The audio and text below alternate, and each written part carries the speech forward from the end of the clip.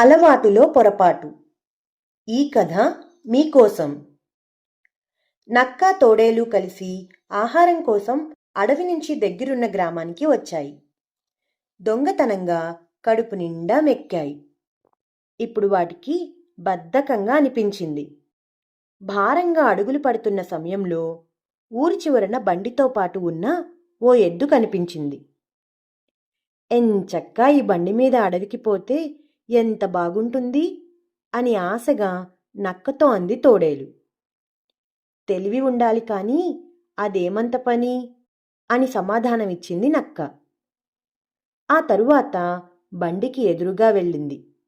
మిత్రమా, నువ్వు బండి లాగటంలో నేర్పరివని మా మృగరాజు విన్నారు. సింహానికి నీ బండిపై ఊరేగాలని ఎప్పటినుంచో ఆశగా ఉందట. నువ్వు దాన్ని నెరవేర్చావంటే మృగరాజు నిన్ను అడవికి మంత్రిని చేస్తానంది అని అబద్ధాన్ని ఎంతో అందంగా ఎద్దుతో చెప్పింది నక్క. మంత్రి అయితే హాయిగా దర్జాగా బతకొచ్చు అనుకొని సరేనంది ఎద్దు. వెనుక నుంచి నక్క తోడేలు బండి ఎక్కి పద, మృగరాజు గుహకు దారి చూపిస్తాం అన్నాయి. ఇక బండి కదిలింది. హాయిగా ఉండటంతో నక్కా తోడేలు కబుర్లు చెప్పుకుంటూ నవ్వుకుంటున్నాయి. కొద్ది దూరం వెళ్ళాక బండి ఆగింది. ఎద్దు మిత్రమా, అప్పుడే ఆగిపోయావు, అలసిపోయావేమిటి అని అడిగింది నక్క. అలవాటు కొద్దీ ఆగాను అని సమాధానమిచ్చింది ఎద్దు. ఇలా 4-5 చోట్ల అది ఆగిపోవటంతో తోడేలు విసుక్కుంటూ దాన్ని దబాయించింది. అది గట్టిగా అడిగిన ప్రతిసారి అలవాటులో పొరపాటు అంటూ సమాధానమిచ్చేది ఎద్దు. ఇంతలో మృగరాజు గుహ రావటంతో నక్కా తోడేలు బండి దిగాయి. జయం జయం మృగరాజా, మీ గురించి వాహనాన్ని సిద్ధం చేశాము. మీరు అలా బండి మీద ఊరేగుతూ జంతువుల యోగక్షేమాలు తెలుసుకోవటానికే ఈ ఏర్పాటు అంటూ విన్నవించుకున్నాయి నక్కా తోడేలు. వాహనమా అని ఆశ్చర్యంగా అడిగింది సింహం. నిజమే, రండి అంటూ గుహ నుంచి సింహాన్ని బయటకు తీసుకువచ్చాయి. మృగరాజు ఒంటెద్దు బండిని చూసి సంతోషం వ్యక్తం చేసింది. మృగరాజా, మా నజరానా గురించి ఆలోచించండి అని ఆశగా అడిగింది నక్క. నేను ఈ బండిపై ఎలా తిరిగి వస్తాను, అంతవరకు ఇక్కడ ఉండండి, అప్పుడు చూద్దాంలే అని అంది మృగరాజు. మరి నా మంత్రి పదవి అని అడిగింది ఎద్దు అమాయకంగా. సింహానికి అర్థం కాక నీకెందుకు మంత్రి పదవి అని దాన్ని ప్రశ్నించింది. ప్రభూ, అలా మభ్యపెడితే కానీ ఈ ఎద్దు మీ దగ్గరకు రాలేదు అంటూ ఫిర్యాదు చేసింది నక్క. ఒక్కసారిగా ఎద్దు కంగుతింది. ఇంతలో మృగరాజు బండి ఎక్కింది. అంతే, బండి కదిలింది. కొంత దూరం వెళ్ళాక బండి ఆగిపోయింది. అక్కడ మృగరాజుకు ఎవరో బాధతో ఆపసోపాలు పడుతున్న మూలుగులు వినిపించాయి. ఎవరది అని బండి మీద నుంచే అడిగింది మృగరాజు.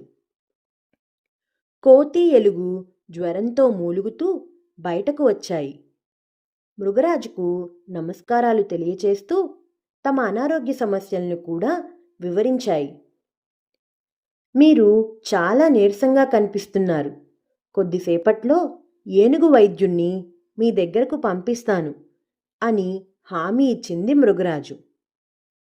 మళ్ళీ బండి కదిలింది. ఇలా 4-5 చోట్ల ఎద్దు ఆగిపోవటం, జ్వరంతో బాధపడే జంతువులు కనిపించడం మృగరాజుకు ఆశ్చర్యాన్ని కలుగచేసింది. చివరికి బండిని గుహవైపు కదిలించింది మృగరాజు. అక్కడకు చేరుకునేసరికి నక్కా తోడేలు ఆశగా ఎదురుచూస్తున్నాయి. ఏనుగు వైద్యుని పిలుచుకురమ్మని వాటిని ఆదేశించింది మృగరాజు. అవి ఉసూరుమంటూ అక్కడి నుంచి కదిలాయి. కొద్దిసేపయ్యాక ఏనుగు వైద్యుణ్ణి వెంట పెట్టుకుని నక్కా తోడేలు అక్కడికి వచ్చాయి. మృగరాజు ఏనుగు వైద్యుని పలకరించి ఏమి విచిత్రమో కాని ఈ ఎద్దు ఆగిన చోట జ్వరబాధితులు కనిపిస్తున్నారు. ఏనుగు మిత్రమా, ఈ బండిని నువ్వు అనుసరించి వాటికి వైద్య సేవలు అందించు అని చెప్పింది మృగరాజు. సరే అని బండితో పాటు కదిలింది ఏనుగు. సాయంత్రం వరకు బండితో తిరిగిన ఏనుగు గుహ దగ్గరకు వచ్చి మృగరాజును కలిసింది. రోగులను కనిపెట్టే విషయంలో ఎద్దుది నిజమైన గొప్పతనం అని నువ్వు ఒప్పుకుంటావా అని ఏనుగుని అడిగింది మృగరాజు. నిజమే మృగరాజా, ఇది సామాన్యమైన ఎద్దు కాదు. గ్రామాల్లో చెత్తా చెదారాన్ని మోసుకుపోయే బండిని లాగేది.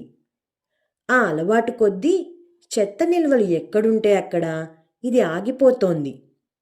చెత్తా చెదారం ఉన్న చోట ఈగలు, దోమలు ఇబ్బడి ముబ్బడిగా పెరుగుతాయి. అలాగే అవి ఊరికే ఉండవుగా, ఇలాంటి జ్వరాల వ్యాప్తికి కారణమవుతాయి.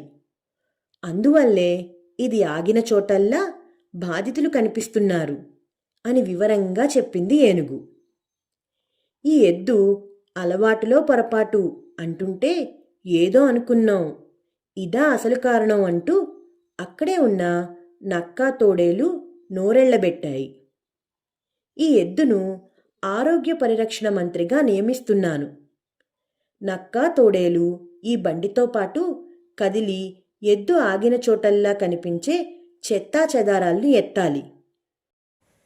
యుద్ధ ప్రాతిపదికన అడవిని మొత్తం పరిశుభ్రంగా మార్చాలి అని ఆజ్ఞాపించింది మృగరాజు. ఆ పని చేయడానికి ఎద్దుబండితో పాటు ఉసూరుమంటూ కదిలాయి నక్క, తోడేలు. ఈ కథ మీకు నచ్చిందా పిల్లలు?